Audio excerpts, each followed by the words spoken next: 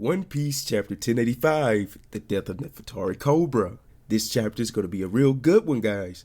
As we saw from the spoilers, if you don't like spoilers, or if you didn't know about any of these spoilers, apparently Imu and the Gorosei had devil fruit.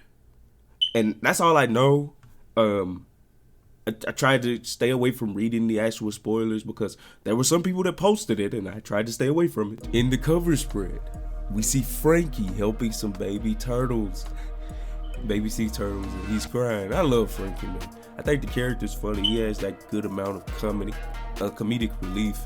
Also, who doesn't love baby animals, especially baby sea turtles? In the last chapter, Cobra asked about the will of D.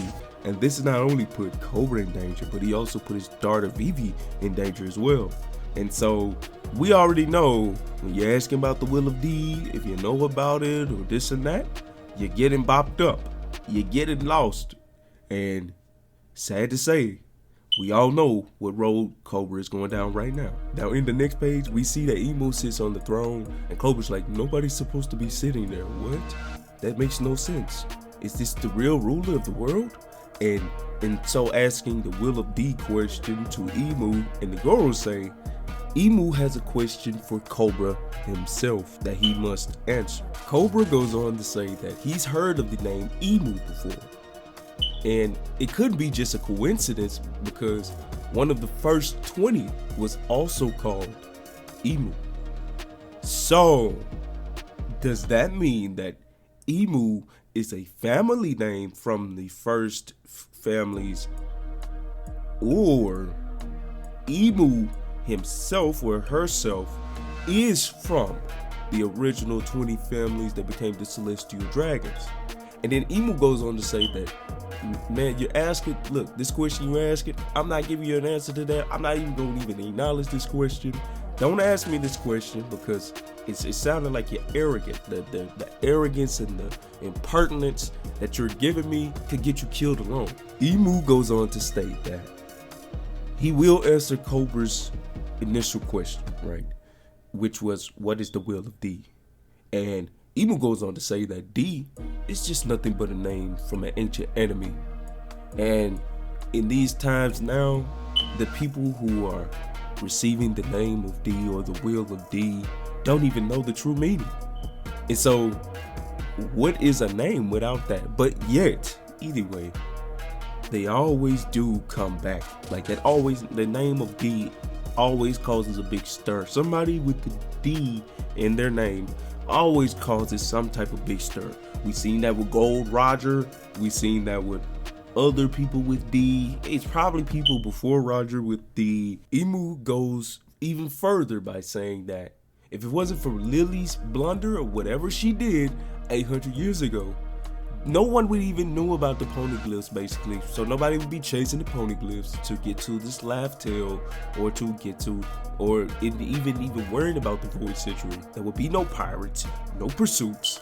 But whatever Lili did caused all of this to transpire.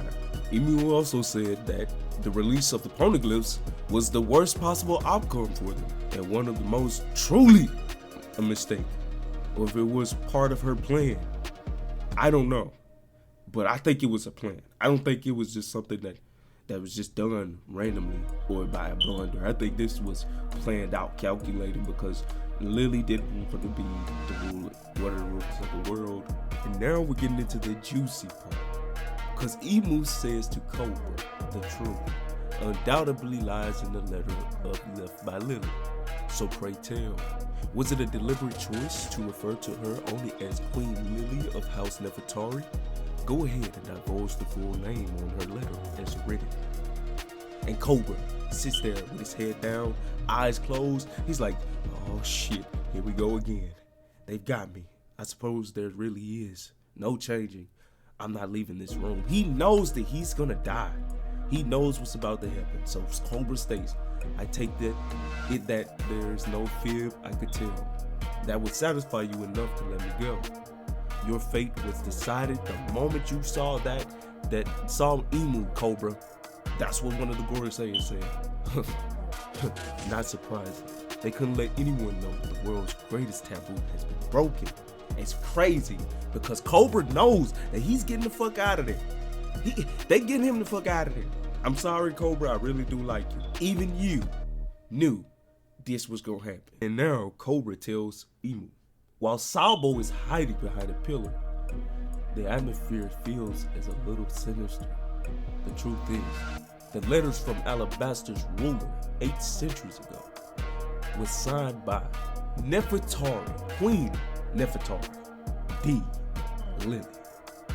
Imu looks deep, eyes wide, and some type of shadow arrow.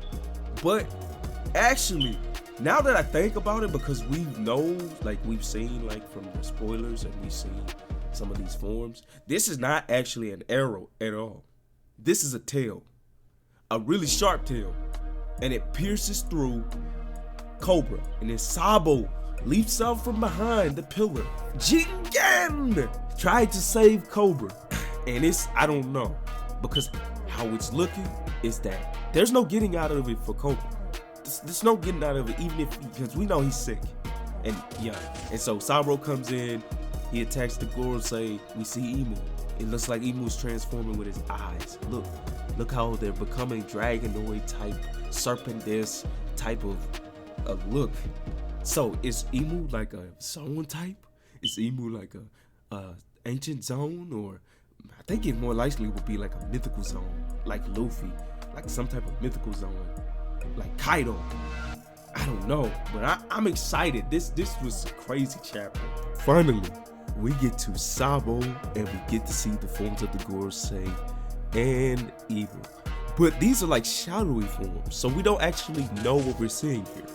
And from what I see, one is like a giant monster that's coming from the throne, which is, I think Imu is the serpent that's at the top. I think, because, no, it's hard to tell because how it looks is like it's coming from the top where Imu was, but there are 5 elders. In the scene that we see with Sabo and the elders are behind him, they're behind him. Those are 5, including the one that's from the top. And then we see, what gives us the better vision is, we see the image where they're all there, and then at the background, the biggest one of them all has the whole background expanded. It's Imu. Sabo tries to run with Cobra, but Cobra's like, there's no way we're getting away. You have a better chance of getting away alone, because now I'm going to need you to deliver this message. Because no matter how you want to put this, Vivi is a sovereign. Shirahoshi is a sovereign. Luffy brings the dawn. I don't know what these sovereigns are, other than Poseidon, and what Vivi's role is in the story, but it's much bigger than we think. It's 100 times more bigger than we think. And then Cobra tells Sabo, I need you to share. I need you to tell Luffy and Vivi that we share the same one, D. And it finally knows the path Alabaster must follow. And he tells them that they gotta work together. They have D in their name. They're meant to work together. And then we get a flashback where Sabo is asking, well, rather saying that you both have D in your name and your family has D in their name. Isn't that more than just a coincidence? And then they say, who cares? The name's a name. Do you want the D in your name, Sabo? You could be Sad D Bo. Why'd you put it there? That's crazy.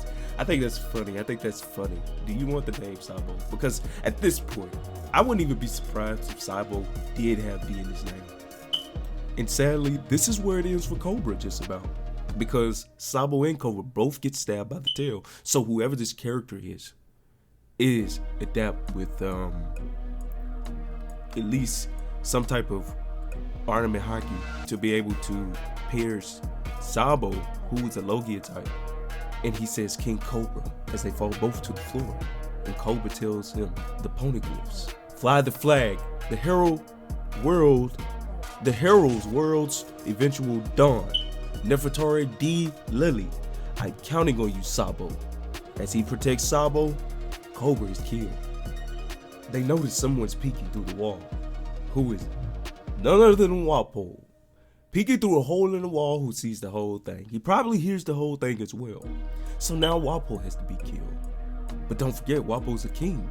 So how is this gonna happen? It's crazy because we would have never seen any of this coming. Wapol's gonna play a huge role in the story.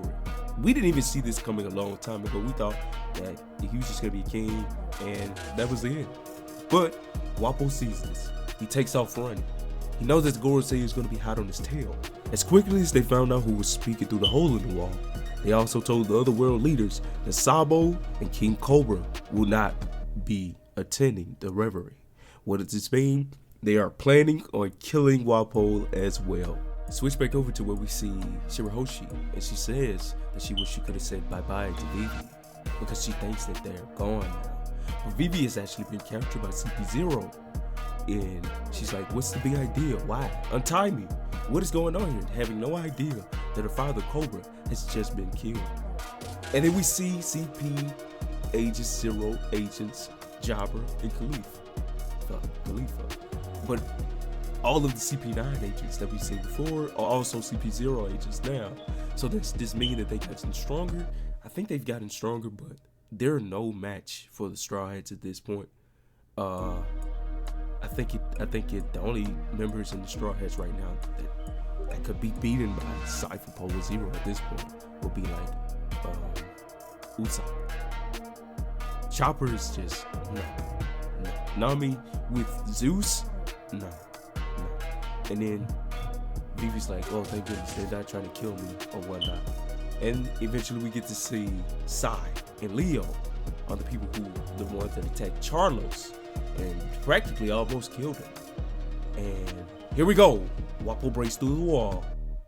He's running for his life. He starts eating through the walls to run away. He sees Vivi. Vivi's like, what's going on? Wapol tells her he has to get the freak away from here to the end of the world. And this is before they meet up with Morgans. So Vivi says, sounds good to me. Let me come with you, Wapol's wife. It's like, oh, you're running away with a mistress? And that is the end of the chapter. This was a crazy chapter. Let me know what you guys think about the chapter in the comment section below.